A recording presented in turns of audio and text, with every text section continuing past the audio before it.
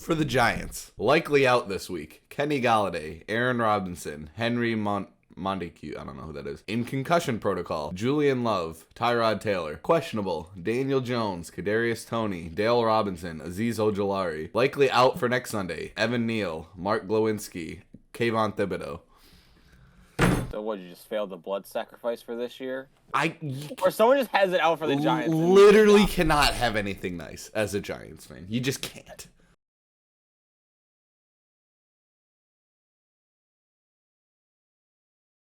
What is going on, guys? It is week 5 of the NFL season, and we are back for another exciting week of Nick's Picks. And I am joined, of course, by Ben. Ben, you did it. It's the monkey is off the back. If you don't know what we're talking about, we added a wager pick this year to Nick's Picks, in which we have the potential to lose points by getting that pick wrong. And Ben, through the first 4 weeks of the season, in week 4, finally gets his first wager pick right. And I swear I don't think it didn't feel confident. I really don't think this broke your streak. I think you just got lucky. So, because I cannot believe the Packers almost lost that game to the Patriots. But with that being said, we'll get into that with the recap. But it's week 5 of the NFL season. Ben, how you doing? Atlanta continues to win, and that's the only downside, surprisingly.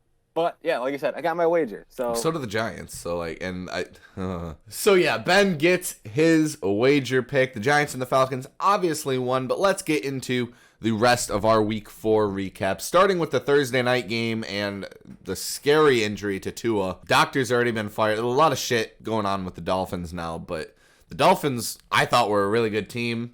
This is going to set them back hard. I agree. But they did lose 27-15 on Thursday night to the Cincinnati Bengals. Moving on into Sunday, we had our first London game of the season. It was the Minnesota Vikings beating the New Orleans Saints 28-25 on a double doink 60-yard missed field goal by the Saints. More into the Sunday games, the Giants obviously did beat the Chicago Bears 20-12. The Atlanta Falcons did beat the Cleveland Browns 23-20. The Dallas Cowboys and Cooper Rush is still undefeated as the starting quarterback of the Dallas Cowboys as they beat the Commies 25-10. The Seattle Seahawks and the Detroit Lions. I saw this on Facebook that this was scoregami, the first time this score has ever happened in an NFL game in history. 48-45, the Seahawks beat the Detroit Lions in an absolute just shootout, and I have an alarm going off. The Indianapolis Colts did end up beating, the Titans did end up beating the Indianapolis Colts 24-17. The Philadelphia Eagles, the only undefeated team remaining in the NFL, beat the Jacksonville Jaguars 29-21. I was going to say, we're both mad at the Eagles for different reasons.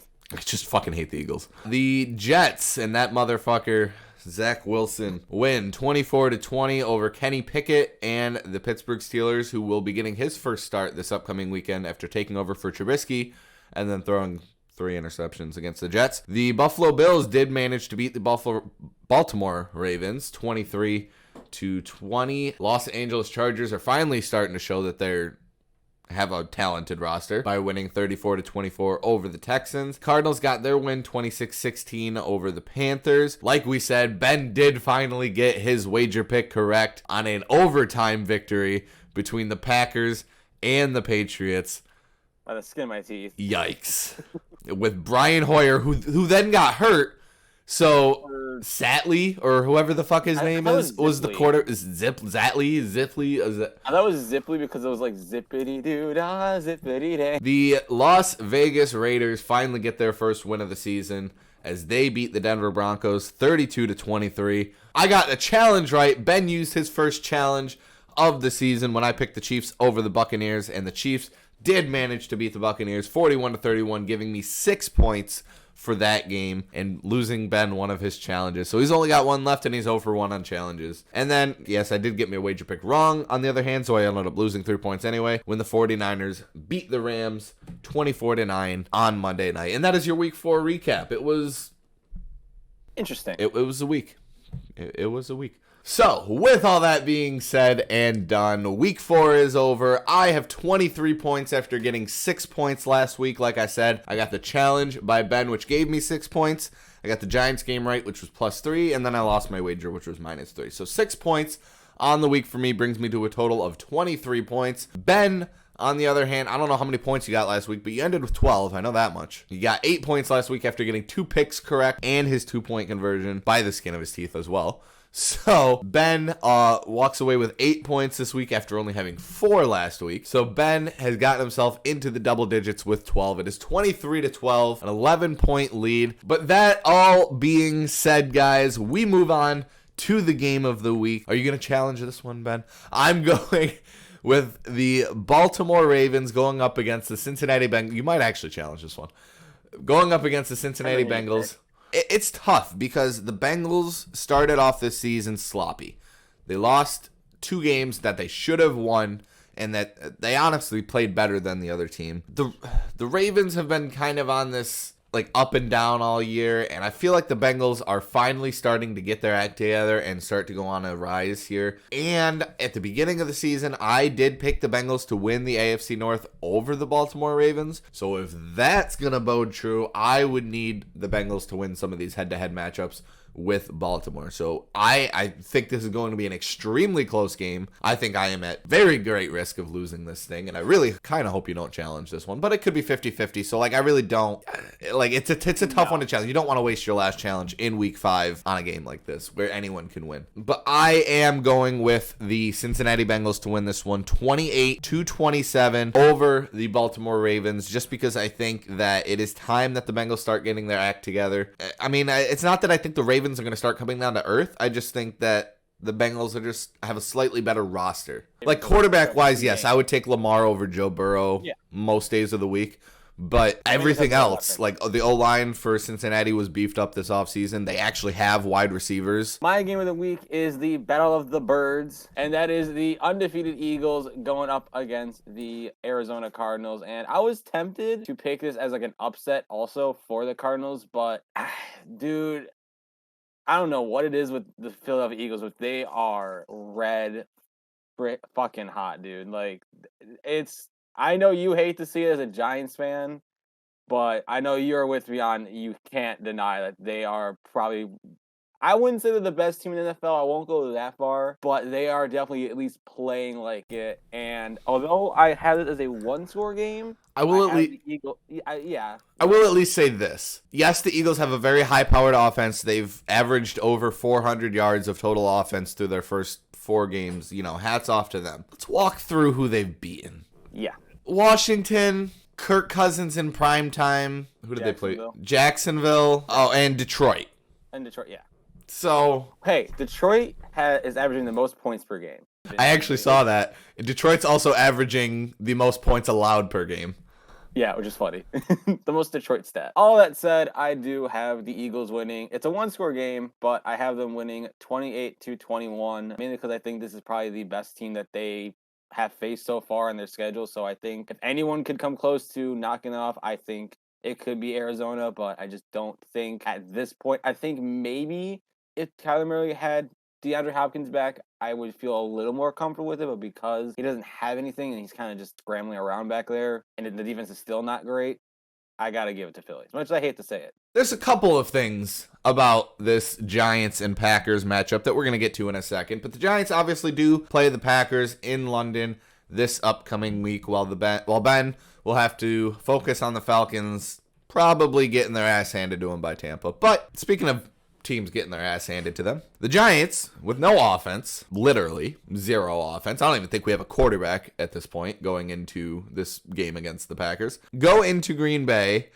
And I think what's funny about this, the NFL has been putting games in London for a couple of years now.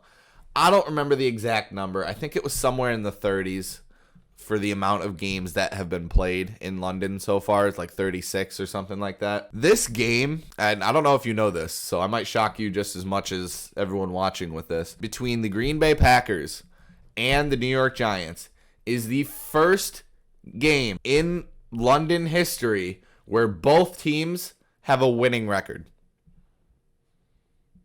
That is sad. I will say this to the Giants' benefit, though. The Packers almost lost to the Patriots with no quarterback. So there's a chance the Giants could win this with no quarterback. But no. 23-9, I do have the Packers winning this one in London. Even though this is finally a matchup between two winning record teams, I don't think the people of London are going to be treated to that great of a game. No more injuries, please. Please. No. All right. Well, like Nick said, Tampa is coming off from a loss and they play shit. Which is sad, though, that this is the battle of who will win, who will be in the lead of the NFC South between Tampa and Atlanta. Let me reiterate, this is to see who will be atop the NFC South. Tampa Bay and Atlanta. The first team makes sense. The second team in the entire sentence does not. I'm still picking Tampa to win this game. I have them winning 27-17. I was going to have it be more, but let's be honest. Atlanta's going to be like, hey, we got a chance. And then Tom Brady's like, no, my wife's going to leave me. I'm just going to put up as many points as possible. We move on to the picks that we give each other. And for the second time in 5 weeks, Ben has decided to make me talk about the Dallas Cowboys. So fuck you, Ben. But I will give you a tough one, a tough AFC matchup between the Kansas City Chiefs and the Las Vegas Raiders. Honestly, not that tough. Los Angeles Rams go up against the Dallas Cowboys. And this one actually has turned into a tough game because the Rams suck. Yeah.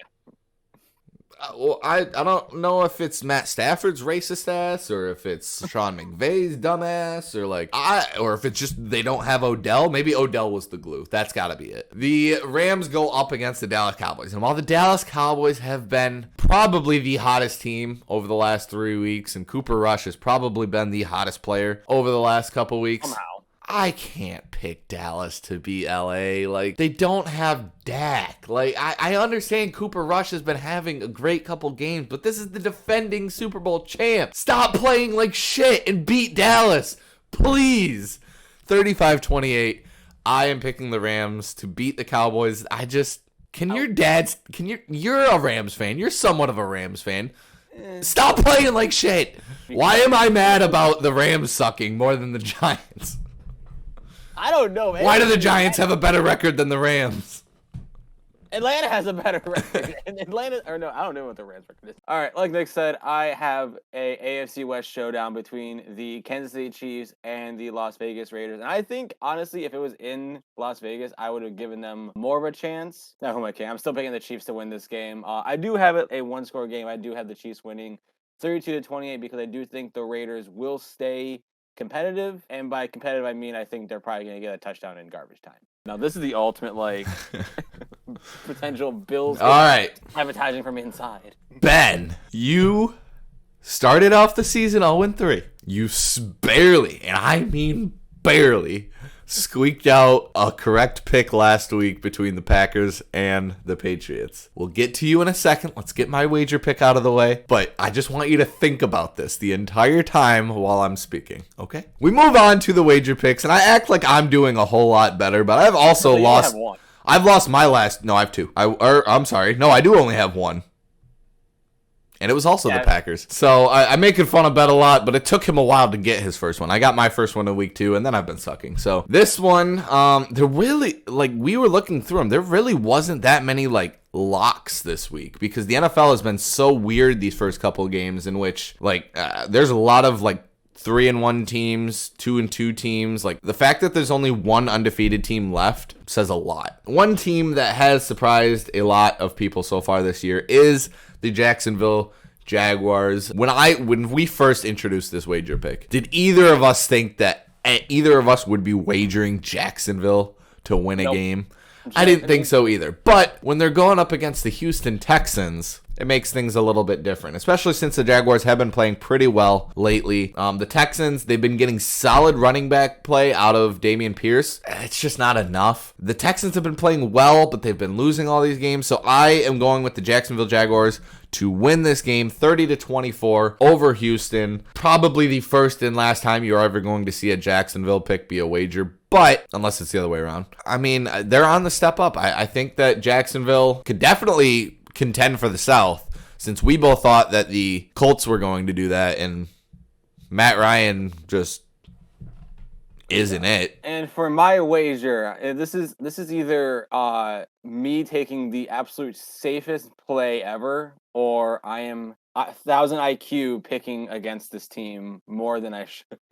I am talking about the Buffalo Bills going against the Pittsburgh Steelers, and I did say last week there was no way in hell the Packers should have lost. What the fuck? Second week in a row that if this happens, I might just honestly all the shit over the years that you've talked about Buffalo, and you think you can just walk in here and wager them to win and not have any repercussion for it. I hope they lose this weekend. I'm gonna bet the Steelers win.